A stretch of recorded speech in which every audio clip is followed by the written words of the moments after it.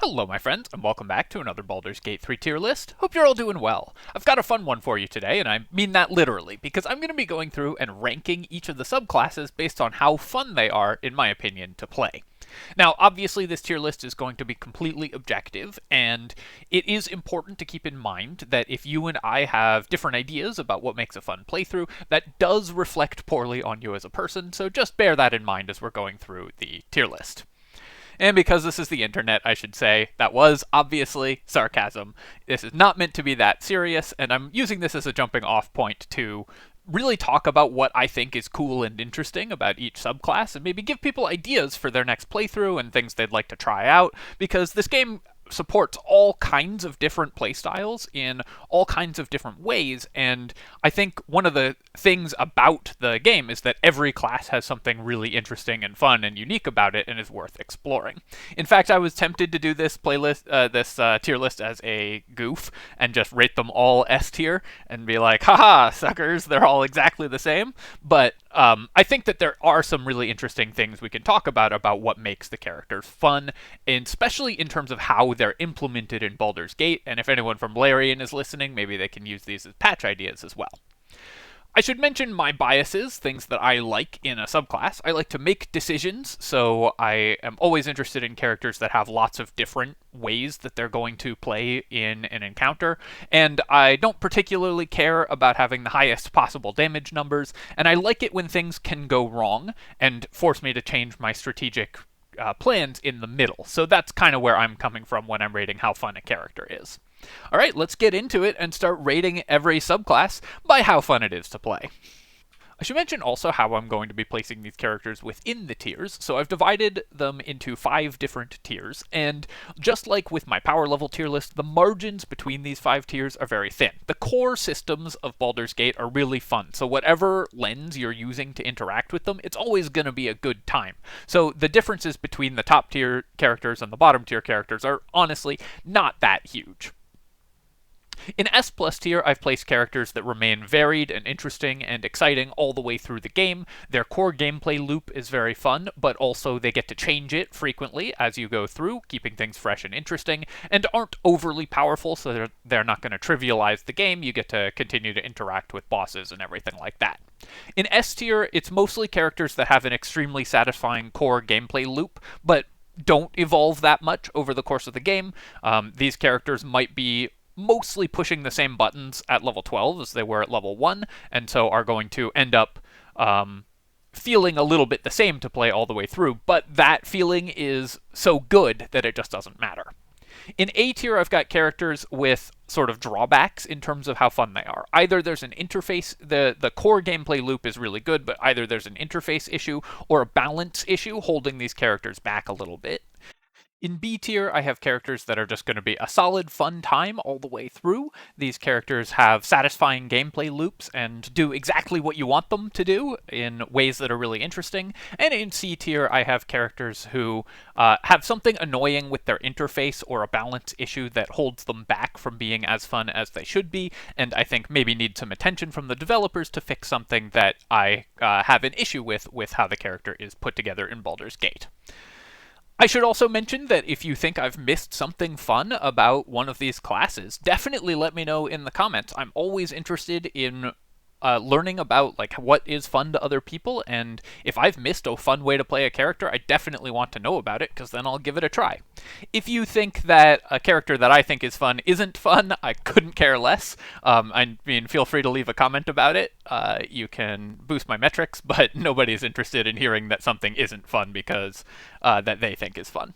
Alright, let's get to rating the classes. We'll start with Barbarians, and Barbarian is at first glance a very simple class. You rage and you hit things. But one thing that Larian has done a great job of doing is giving martial characters a lot of interesting combat options that they don't have in base 5th edition Dungeons & Dragons. With the bonus action jump and shove from the athletic skill and the short rest weapon actions, you actually have a lot of different things that you can do in combat as a martial character other than just attack again and again and again. You can also do that, and you can reach very satisfyingly large numbers, and of course Barbarians also get the ability to tank and so on, and moving quickly is always fun as well, because Barbarians get very large jump distances, thanks to typically having very high strength, and have fast movement as well, and it's always exciting to be able to run all the way across the arena and hit something all the way on the other side of it. For that reason, Barbarians, despite having a sort of simple playstyle, do give you a lot of choices in combat, and the different things that you can do are always really interesting. We'll start with Berserker Barbarian, who gets an additional attack with their Frenzied Rage, and that additional attack can be used with a melee attack, which gives you a stacking -1 to hit penalty, or with a throw, which doesn't come with the penalty and knocks enemies over, as well as doing additional damage based on your strength.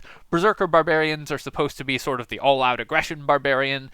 In Baldur's Gate, because of the way that the throwing action works and the way that Tavern Brawler works as a feat, they mostly end up seeing use in throwing builds, but just playing them as a normal melee combatant is a very satisfying and powerful way to play the character as well. To talk about Berserker Barbarian, though, I'm going to need to talk a little bit about Tavern Brawler as a feat. Tavern Brawler, as implemented in Baldur's Gate 3, is different from how it is in Tabletop, and it frankly, was not done very well. It breaks a fundamental design rule of Dungeons & Dragons called bounded accuracy, where your accuracy should never fall outside of certain boundaries when you're fighting an on-level encounter. Because Tavern Brawler lets you add double your strength modifier to your attack rolls, it breaks that rule and means that often in Baldur's Gate, a Berserker Barbarian with thrown weapons can never miss their attacks, which honestly is just not that fun because you bypass one of the balancing mechanisms of the game and end up doing more accurate, reliable, and just more damage than you should be doing. So that there's sort of a balance issue inherent to the most common playstyle with this class. That being said, the core of this character is super fun.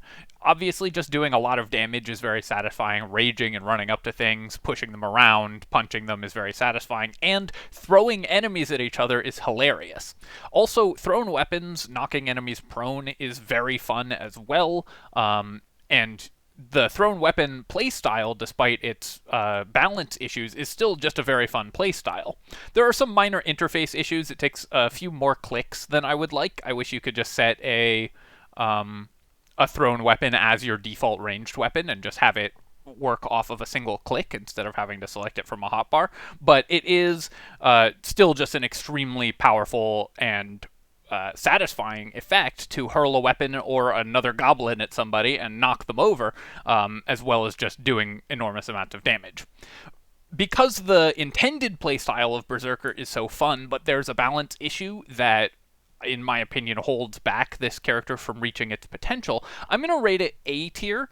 I think this was a fairly difficult one to rate because I think that the core gameplay loop of Berserker is awesome, but Tavern Brawler does sort of make the game does break the intended balance of the game in a way that makes a lot of encounters less interesting and tactical than I think they should be. Wildheart Barbarian. So Wildheart Barbarian is basically 5 classes in one, 5 subclasses in one, which is pretty cool because there's a lot of different playstyles that you can use with Wildheart Barbarian. I've said in the past that I think Wildheart is the perfect balance for Baldur's Gate 3. It's the baseline class from which other classes, I believe, should be balanced. It does what it does extremely well and is super fun to play as a result. It feels very satisfying to do the things that it's trying to do, but it doesn't do anything so well that it trivializes encounters, with the exception of a couple broken item combos, but we can mostly discount like sort of late game item combos, I think, when we're discussing how fun a class is, because those are fairly easy to avoid if you don't think they're fun. Wildheart Barbarian, therefore, I think, is the prototypical S-tier class in terms of balance. You are going to be able to, in terms of fun, and also in terms of where it should fall on the balance spectrum. You're going to have your core gameplay loop be extremely satisfying all the way through. Whatever you wanted to do with your Wildheart Barbarian, it's going to do really well, and you can run around and hit things. And like I said, because Larian has added a bunch of other options to martial characters, you will be doing more than just attacking on your turn. That being said, your gameplay loop isn't going to change much over the 12 levels. It's very fun to jump on enemies' heads with your Eagleheart Barbarian, but at level 12 you're still going to be doing the same game, get onto a ledge, and then jump down onto stuff that you were doing at level 3. The fact that that is incredibly satisfying to do obviously weighs heavily in this class's favor, and if you are just looking to put up good numbers and be an excellent contributor while having a great time, I can't recommend Wildheart Barbarian highly enough. The only downside is that it doesn't significantly change its playstyle over the course of the game, but in some ways that's kind of an upside, because if it's a playstyle you like, you get to just keep doing it without having to change anything. Definitely an S-tier class. Wild Magic Barbarian. So Wild Magic Barbarian is a class that I want to love because it's got a lot of really cool things going on with it. Randomness is always exciting, and you've heard me say probably many times if you've watched my optimization videos that randomness is the enemy of optimization. That is part of why it's so fun when things are random, because it means that you have to adapt on the fly to what actually happens. Paradoxically, though, I think that Wild Magic Barbarian is just not random enough. Because there are almost no actual negative possibilities with the Wild Magic Barbarian surges, you can mitigate all of the downsides of this class just by raging at least 20 feet away from your allies. That means that you can basically, with 100% certainty, only get positive benefits, and those positive benefits are pretty minor. There's a couple that are really good, but most of the time it won't actually, what wild magic effect you get when you rage won't actually change what you're doing in combat that much. I think that this is kind of a missed opportunity as a class because it is such a cool concept and it could really affect what you are doing fight to fight, but in actual play I've found it more to be just a kind of tax on my attention to make sure that I have positioned my barbarian 20 feet away from my party members before I rage than it is something that makes me actually change my plans. That said, the effects are still pretty cool, and a lot of things that you can get are really interesting, and also when you do get the perfect surge for an encounter, it is very satisfying, and there's some surges that can cause you some problems, but for the most part there's no real downsides in this list, so you're always going to get something good, and seeing what good thing you get is pretty fun. It has all the fun of sort of like rolling a die, which is part of what is fun about Dungeons and Dragons, is just that rolling dice and seeing what number comes up is inherently fun.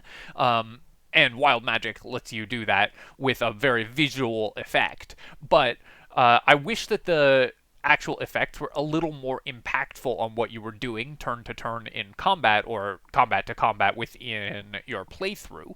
For that reason, I'm going to say that it is a B tier class. It does what it does very well, and it's satisfying to see what the surges are, but for the most part, I find that they don't change your strategy enough to be that interesting, and so it ends up being a more of a positioning requirement than a strategic consideration when you are playing Wild Magic Barbarian. All that said, I think that refreshing spell slots for your allies is pretty cool, and Barbarian is still just a really fun class to play. Getting the different sparkly effects when you Wild Magic Rage can be awesome, so there's definitely some times when it's going to be really satisfying. It's also, I think, very flavorful for Karlach, since her heart is malfunctioning, so if you think of it that way, you can get a sort of lore connection. And so I definitely don't want to say don't play this class or anything like that, just that for me, thinking about the strategic implications, I wish they had gone further in the design of this class with how it impacted your combats. Bards. So it's no secret that I love Bards. It's my favorite class. It's what I gravitate towards playing in tabletop because I do love the sound of my own voice, as you might have been able to guess from watching my videos. And it gets to do basically anything. You can fit a Bard into just about any party because their skill access is infinite. You can access any skills in the game, and you can customize your Bard based on what your party needs. That means they will always have something to do. You will never reach a situation where your Bard is redundant with the rest of your party members. Their spell access is good, although some of the spells are different from their tabletop versions in ways that are either good or bad, and some of the spells that are really mainstays of Bards in tabletop are missing in Baldur's Gate. The main thing about Bard spells is that they're mostly support with few combat spells, and that means that you have to do a lot of planning when you're playing your Bard in order for your control and support spells to actually matter in combat. That means that a lot of the time what you're doing is going to be quite different from encounter to encounter, which is something that I really enjoy, because what spells actually matter in which encounters is going to change a lot for a bard who don't tend to get spells that are just full of raw power and are something that you're going to cast over and over again, but instead have to adapt their spells to the situation they find themselves in. For that reason, the adaptability and also just the fact that skill access is really fun, I think that bards have, as a baseline class, are just incredibly fun to play. We'll start by talking about lore bards, which is my favorite of the three bards. So again, there is some bias here, because lore bards have what is, in my opinion, the single most satisfying design element or mechanic in Dungeons & Dragons, in 5th edition Dungeons & Dragons, cutting words. Reacting to what your enemies are doing is really fun, and cutting words feels so powerful and so fun to use because it lets you change the course of combat in the middle.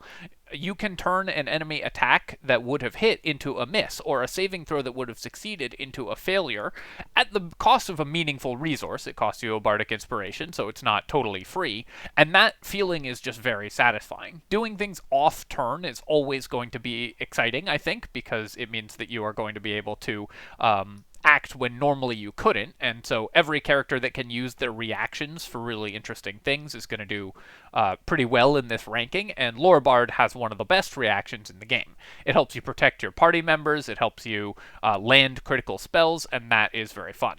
Lore Bards also get the single best skill access in the game, with lots of skills and skill expertise in various skills, and get magical secrets at level 6, which means you can build them into just about any type of character that you want.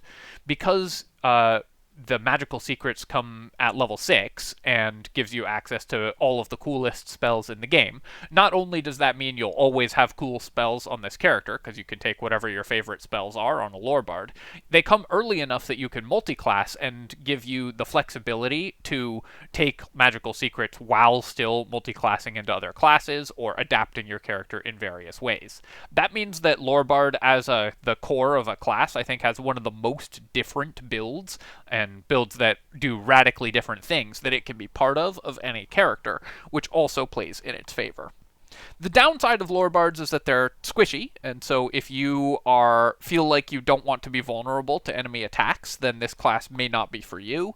And they don't do direct damage, so you definitely need, or typically don't do direct damage. So you definitely need party members to support them, and they play as part of a party much better than they play as solo characters or as characters if you are looking to really be the one outputting a lot of damage. I think that if you are somebody who just wants to hit really high numbers, this is not the class for you. But if you're someone who likes to feel like you always have options, then this is definitely the class for you. I am very much more the latter type of player. I want to always feel like I have impactful options and like they are changing regularly. And so Lore Bard is my favorite class, subclass in the game. It's also very funny to play a lore bard because Vicious Mockery is funny, Cutting Words is funny, Tasha's Hideous Laughter is funny, Otto's Irresistible Dance turns encounters into farces, and so all of those things come together to just be one of the most hilarious classes to play, in my opinion, as well, and I think in Baldur's Gate they've done a great job of implementing those features in a way that feels satisfying and funny to use. S+ tier for lore bards, I don't think that's going to surprise anyone from a tier list from me.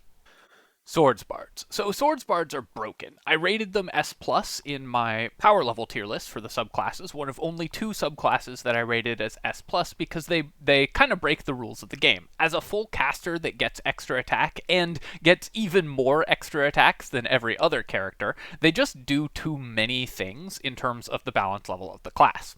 However, they are broken in a really fun way, because being a full caster that can also be one of the most deadly archers or powerful melee fighters in the game is very satisfying, and also just the fact that they can make like 8 to 12 attacks depending on how you build them in a single round is extremely satisfying. Machine gunning out 20 arrows is just a fun turn to do, and so the way that Swords Bards are broken, I think, is very fun, but it must be acknowledged that there's a pretty serious balance issue with this class. It also has to be said that this class is the best for abusing one of the most broken mechanics in the game, Arcane Acuity and the Band of the Mystic Scoundrel, which makes enemies completely unable to pass saves against your spells and will trivialize basically every encounter because you can use command or other control spells to, with maximized save DCs that enemies can't pass, just take them out of the encounter instantly. Even if you discount that broken item combo, though, Swords Bards are just over power scale for Dungeons and Dragons, but they're over power scale in such a fun way that I think they belong in S tier, because they're still going to be extremely satisfying to play. You get a lot of options. You can play as a melee fighter, you can play as a ranged character, you can play as a caster, and you can vary that from encounter to encounter.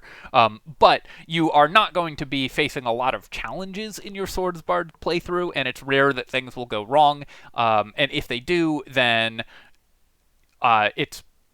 you will always have the tools to overcome it, which can be satisfying in and of itself, of course, but it does mean that Swords Bards are going to make the game a little bit too easy, in my opinion, and not suffer the same setbacks that you would from a character with, well, any downsides at all. Swords Bards get to do basically everything. They get skill access, they get to be party face, they get to be range damage, melee damage, control, and so on, support, and so on. The only thing they can't do that well is tank, but even then they get medium armor access and will typically have high dexterity, so they will be pretty safe to play as well.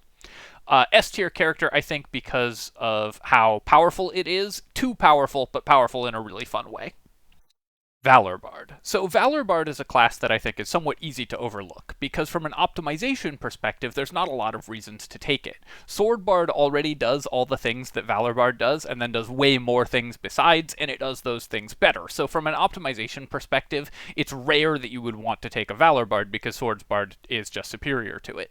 From a fun perspective, though, that's actually kind of a good thing, because Swords Bard is too good, and so Valor Bard doing the same thing as Swords Bard, but not quite as efficiently, actually, in my opinion, makes it a little more fun to play in a lot of circumstances. If you want to fill the role that of the hybrid fighter and spellcaster, Valor Bard is one of the best ways to do it, and I think it's sort of a shame that Swords Bard gets to eat that role so easily in the community because of the superior optimization that Swords Bard offers. Valor Bard is really fun to play for precisely the reason that you are doing both of those things at a reasonable power level. You won't be quite as good a caster as a more dedicated caster like a Lore Bard. You won't be quite as good a fighter as a more dedicated fighter, but you do both quite competently, and the ability to switch back and forth between those roles I think is really fun and interesting.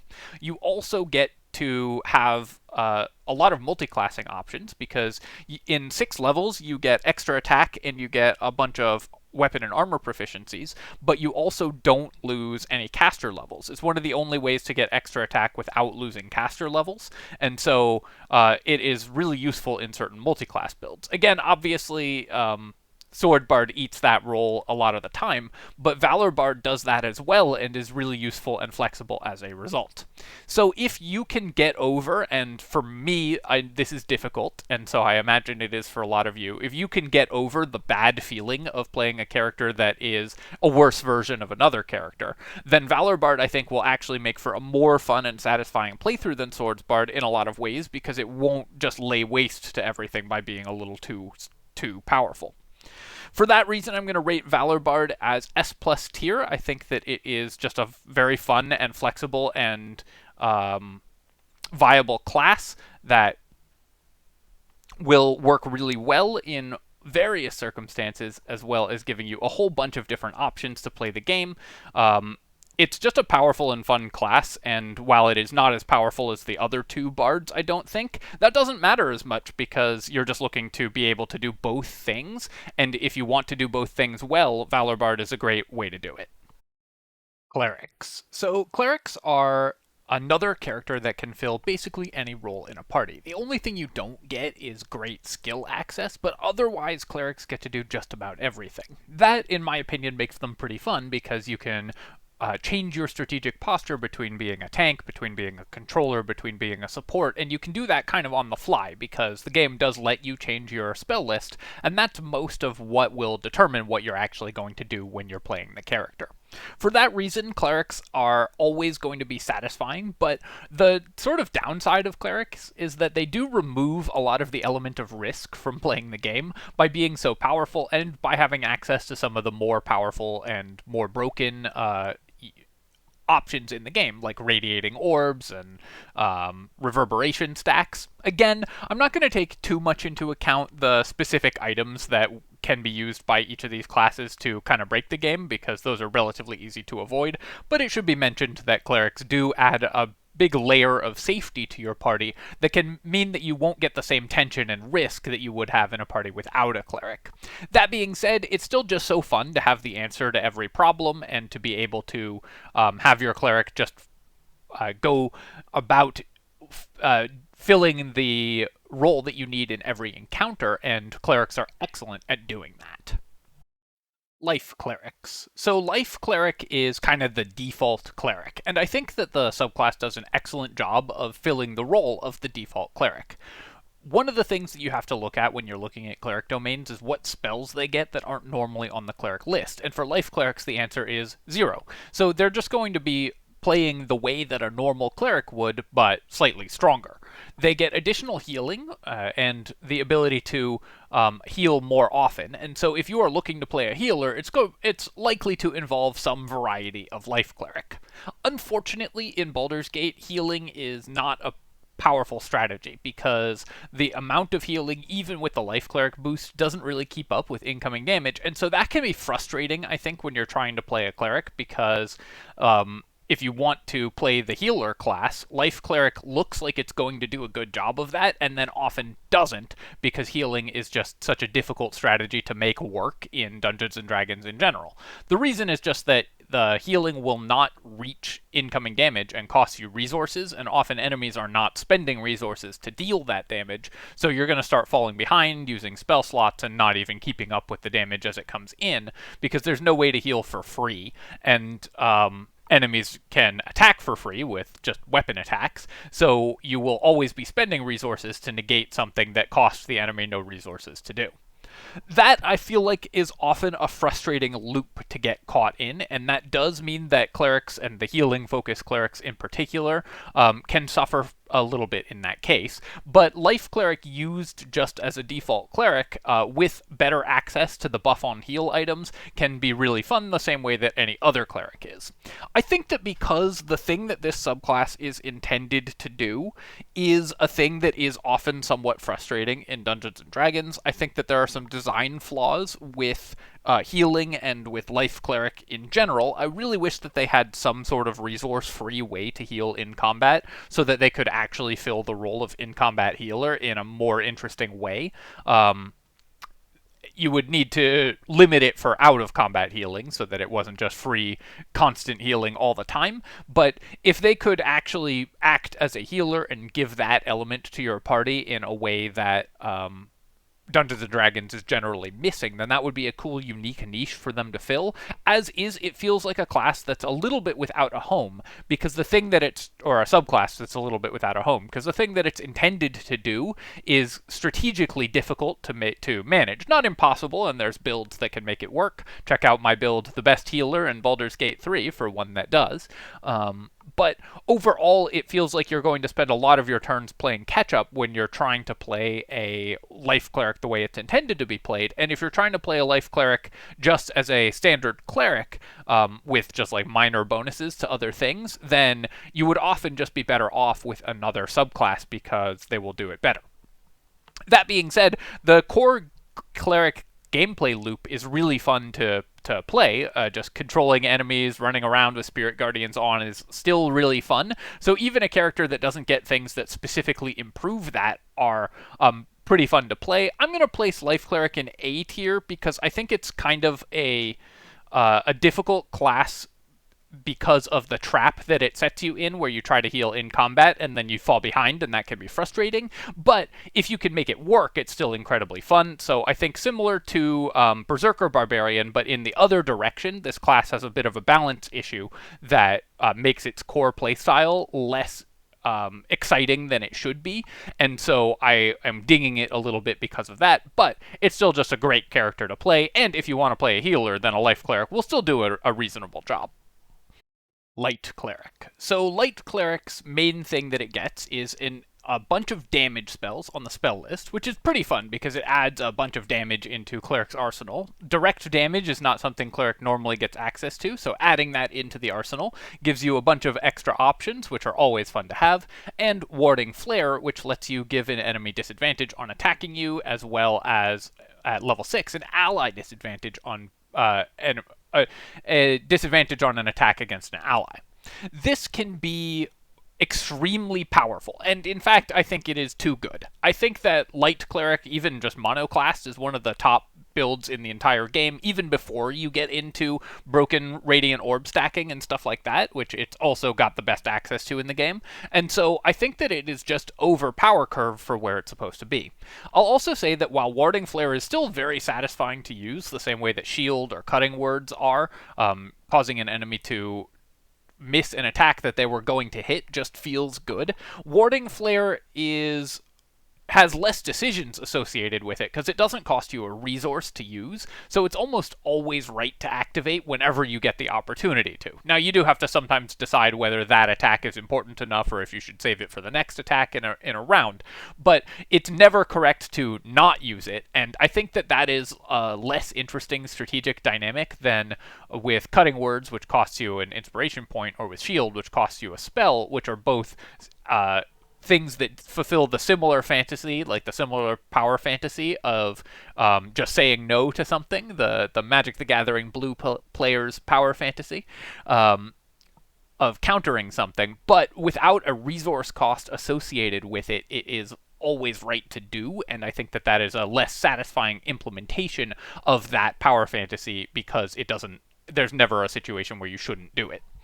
Light Cleric also just gets the best nuke in the game at level 2, which I think is kind of a problem because often the early game is one of the most fun parts because it's one of the parts where you're most likely to face real challenges and failure, and Light Cleric does turn a lot of those encounters into free wins because you just run into the middle of the enemies and blow them all up with your giant AoE nuke. Doesn't hurt allies, so there's not even any positioning associated with it. So I think that Light Cleric, while it is very fun and satisfying to play, has like the things that it does are really fun. It has the same balance problem as Swords Bard of just being too good at the things that it does and being over power skill for the game. For that reason, I'm still going to place it in S tier for fun, because I think that the gameplay loop of Light Cleric is still awesome. Doing great damage, having summons, having tons of utility, being one of the best support characters in the game is still just a really fun character to bring to a party, but it is just too powerful for me to be comfortable putting it in S+ tier, because often it will remove decisions rather than increasing the number of decisions that you're making throughout the course of your playthrough, thanks to just Warding Flare and Radiant Orbs and whatever being too powerful. That is just an issue that I think that Cleric suffers from a little bit as a class, is that the best things that it does as a class often remove decisions from the game because you just run around. Like, in almost every encounter, your Cleric is going to play out in a very similar way of casting Spirit Guardians and running around, stacking Radiant Orbs, or casting Command and dropping all the enemies, and so you aren't going to be changing your playstyle from encounter to encounter. Light Cleric has that problem, but sort of even more so because the things that it does are so good that you will always want to be doing the same things. Trickery Cleric. So I have a real grudge against Trickery Cleric, so be warned, if you're a Trickery Cleric fan, I'm about to talk smack about this class. Because the way that they implemented it, or rather didn't implement it in Baldur's Gate 3, is in my opinion pretty lazy and poor. Invoke Duplicity is one of my favorite tabletop abilities because in tabletop you can cast spells through the illusion, it works as an actual illusion so enemies will think it's real, and you can use it to cast spells around corners, which is a really cool tactical option. In Baldur's Gate, it's a concentration ability that costs your channel divinity and gives allies within 10 feet of it advantage on enemies within 10 feet of it and takes your concentration, which means that it is just always worse than doing just about anything else with your turn. If they had made any effort to fix this ability, then it would be like I understand if they couldn't code it in order to work the way that it does in tabletop without too much difficulty. Casting spells around corners seems like a difficult thing to code, but they didn't really make any effort to fix this ability, unfortunately, and so have just sort of half implemented it in a way that I find it quite frustrating. The problem with Invoke Duplicity is that it is actively unfun to cast because you will almost never do anything with it. You'll lose concentration on spells that you're casting. It seems like it's going to be a good idea, but it's not. And I just don't think that the class's main ability being actively unfun to cast is the where you want your design to be. I feel like there's a lot of fixes they could have used for this. It obviously shouldn't be concentration. It costs your channel divinity, and so it costing your concentration is just too much. And I think it should be a bonus action so that Trickery Clerics could use it to actually make advantaged attack rolls in combat the way that it seems like they want them to do. But the way that it plays out now, what you do is you just never ever use it, and I think that that's a real shame. The rest of the stuff that Trickery gets is pretty fun, actually. You get a decent spell list, so even though you don't get anything else from your Trickery domain, your subclass abilities are mostly not useful. The spell list is pretty fun. Pass Without Trace enables some things, although it is one of the things that it enables is probably the least fun playstyle in Baldur's Gate, the permanent invisibility playstyle, where the enemies never notice that you're there and you don't actually play the game. But having fear and stuff like that on a cleric can be pretty fun. Giving a cleric a melee AoE spell incentivizes you, like a melee AoE control spell, because fear is a cone, incentivizes you to move into combat, which I think is pretty interesting. And there are ways that you can hybridize Trickery Cleric with other classes to make a more interesting character.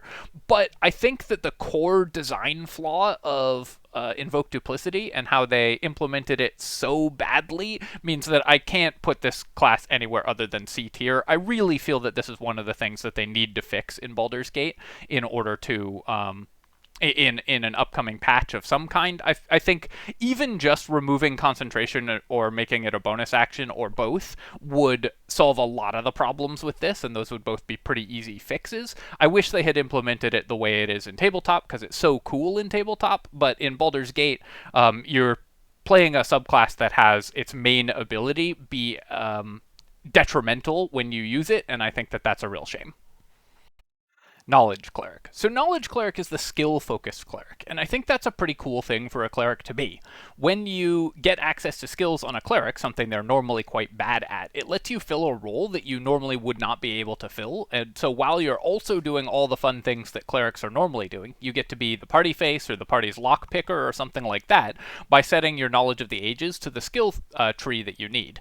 In theory, you could swap this based on the situation. In practice, you're just going to pick one of either Charisma or Dexterity and set Knowledge of the Ages to that, and just fill that role for your party, because basically most parties need one Charisma user and one Dexterity skill user, and otherwise don't care about skill access. For that reason, also, the expertise in knowledge skills is only useful some of the time. It's still pretty fun for this character, but only if you're actually being the party face will you ever get to use them, because the knowledge skills, the intelligence-based skills, only get used in dialogue almost all the time in Baldur's Gate, and because of the design decision that only one character can participate in dialogue at a time, you need to have your knowledge skills and your dialogue skills on the same character, which I think is not the best decision. I'm still unhappy about that one, but is the way that the game works, and so means that if this character is not your party face, then you won't get to use its expertise.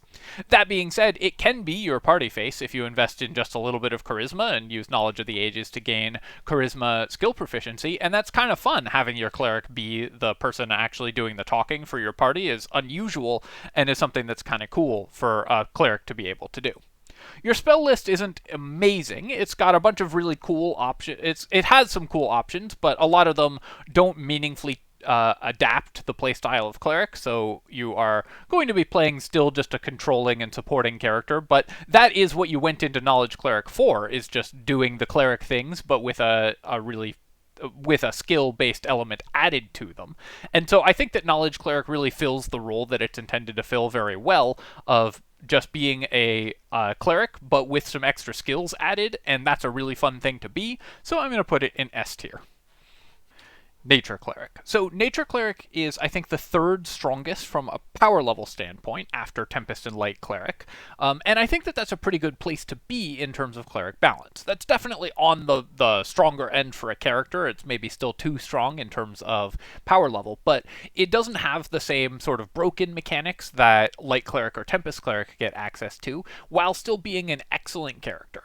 You get all the great stuff that clerics normally get, but also fewer of the weaknesses because you get good, consistent early game damage from Shillelagh and just using Shillelagh and a weapon. You get AoE control spells from Spike Growth and Plant Growth and Sleet Storm. And so those are things that cleric is slightly missing from its arsenal, and Nature Cleric gets to do those, which means that you actually get to do just about any role in any combat. You're going to switch what you're doing from combat to combat regularly. The character will play quite differently at early levels and at late levels, because at early levels you're going to be a melee fighter, and at late levels you're going to be a more pure spellcaster with the controller element, and you are going to have the answers to just about any encounter in your arsenal thanks to the great spell list that Nature Cleric gets access to. You also get Grasping Vine, which is pretty fun to use with a bunch of other cleric stuff. You can refer to my Nature Cleric guide for more of these cool combos, because Nature Cleric gets some unique combos that are also really fun to use for this character. And I think that it's right on the upper end of power level that is still within the sort of acceptable range of power level for playing the game. Not acceptable, but, you know, a most fun range of power level for playing the game. You're always going to feel like you're powerful and doing something. You're never going to feel useless, but you will be changing your strategy regularly based on the encounter, and I think that that's really fun for a character to be doing.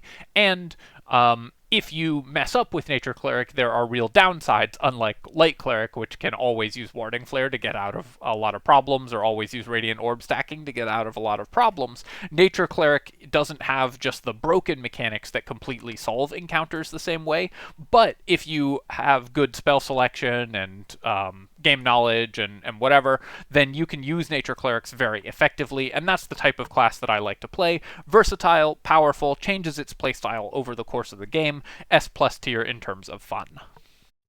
Tempest Cleric. So Tempest Cleric I've already alluded to being a little over power curve, in my opinion. I think the spell list that you get is too good, and the abilities that you get are too good, and it makes your Cleric sort of a one-stop shop to win encounters, because it just has all of the tools that you need. Now, I said that that was really fun for Nature Cleric, but I think that Tempest Cleric takes it just a little bit too far, to the point where the Tempest Cleric is just slightly too powerful and too flexible, and reaches the point where you are often making fewer decisions as a result. Because you can maximize lightning damage, you can blow up enemies in a single turn, and I think that that is an unfortunate thing for the game, because you can just completely remove encounters without having to ever play them. If you play my Lightning Lord build, for example, maximizing lightning damage to 300 damage is going to end every encounter before it starts, pretty much, and I personally like my encounters to last multiple turns so that I have to actually engage with the mechanics of the game and what my opponents are doing. However, it is very satisfying to just blow up an enemy from full to zero, so at least the first few times you do that is going to be really fun. And Tempest Cleric has a lot of cool things going on as well that don't interact with some of its more broken mechanics. For example, ping-ponging enemies all over the map using the pushing mechanic, or just having Sleet Storm on a Cleric that you can focus on while also getting martial weapons and heavy armor so you can beat down or wade into combat with Spirit Guardians is just a very satisfying feeling. So there's a lot of cool things that Tempest Cleric does. It just does them all just a little bit too well, and so like Light Cleric, I'm going to place it in S tier because I think it is extremely powerful and extremely fun, but maybe just too powerful, so it sometimes removes some decisions that you would otherwise be making from the game because you are winning the encounters just a little bit too easily thanks to the power of Tempest Cleric. This is exacerbated with certain multi-classes that use Sorcerer or Wizard to maximize lightning damage, and those multi-classes, in my opinion, although I'm very fond of those builds, having put together several of them, I think are not great for long-term play because you will often just not get to play the encounters because the enemies will be dead in one shot before the encounter would start. Overall, Tempest Clerics are extremely fun, extremely flexible, extremely powerful, but maybe just a little bit over power curve, and so like Swords, Bards, and Light Clerics before them, we're going to place them in S tier. War Cleric. So, to be honest, I have not played a character that takes more than one level of War Cleric, so I don't want to spend too much time pronouncing on whether this character is fun to play or not, because I haven't myself played it other than as a one-level dip for other characters. As a one-level dip, it's just a numerical bonus. The bonus action throws that you get 3 times per day are just sort of the optimal choice in terms of maximizing your damage, so it's nothing special there. For what I can see of the character, having not played it myself, and I want to be clear, I haven't played a War Cleric past a one-level dip, so Guided Strike seems pretty fun. Adding a +10 bonus to your attack roll is pretty fun, and War God's Blessing, where you can use that on an ally as a reaction, seems pretty fun as well. Similar to Combat Inspiration from Valor Bard, so that's pretty cool. Dazing enemies from your bonus action attacks is reasonable, and there's probably neat stuff that you can do with War Cleric where you build a more combat-focused cleric, but for the most part, I think it's going to play out just like any other cleric, and clerics are fun. A-tier character. Not much more to say because I don't have much direct experience of this character. Druids. Druids, I think, might be the best balanced caster in Baldur's Gate because they do everything well. They're extremely powerful and flexible and really fun to play as a result of that, but don't do too many things that are way out of power scale with the rest of the game.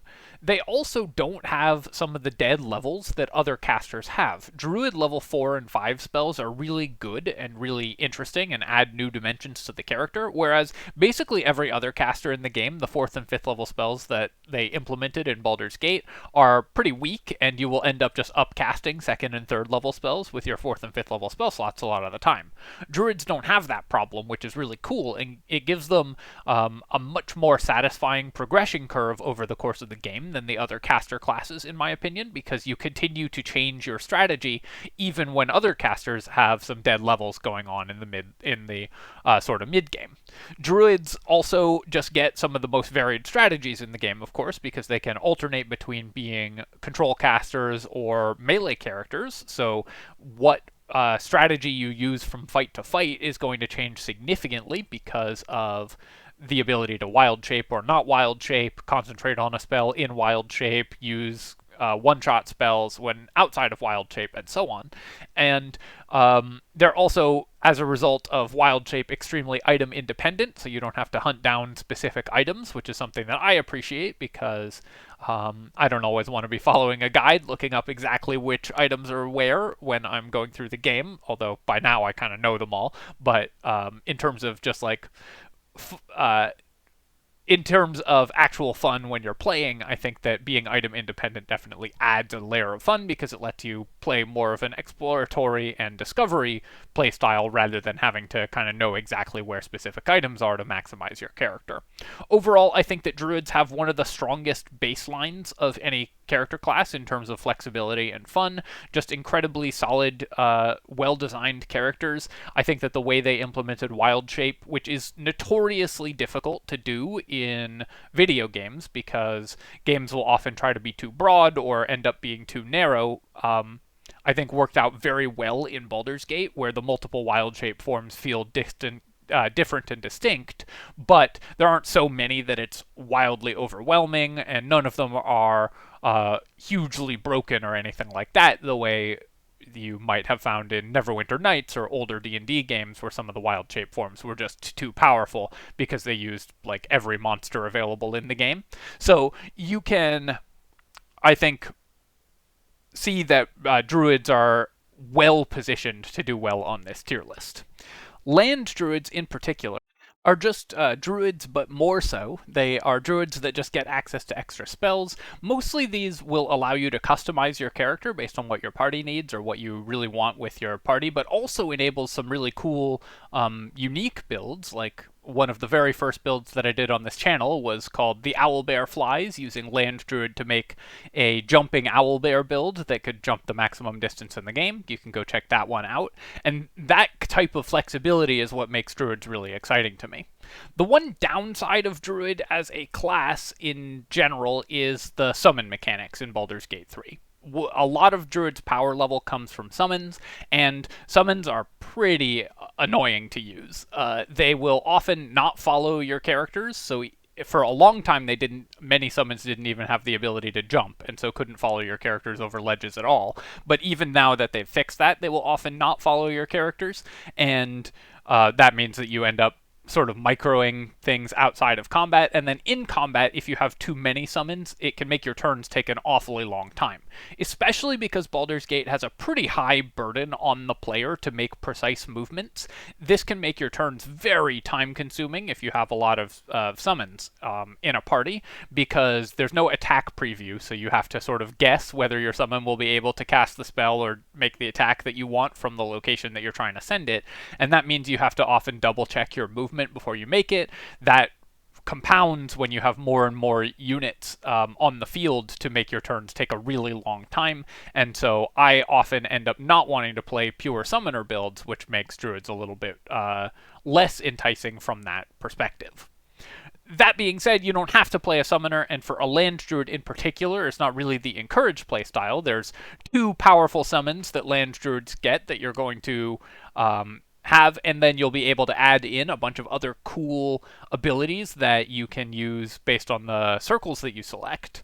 The only other downside of Land Druid is that you will sometimes have a dead turn at the beginning of combat, where you are casting where you are either casting a spell or entering wild shape and unable to do other things. And because you don't have the bonus action wild shape from Moon Druid, you will have to choose between those two things. But I think that that can make for interesting strategic considerations as well. And so I'm going to rate Land Druid because of their flexibility, power level, and just the sheer number of different things they can do as S+ tier in terms of fun.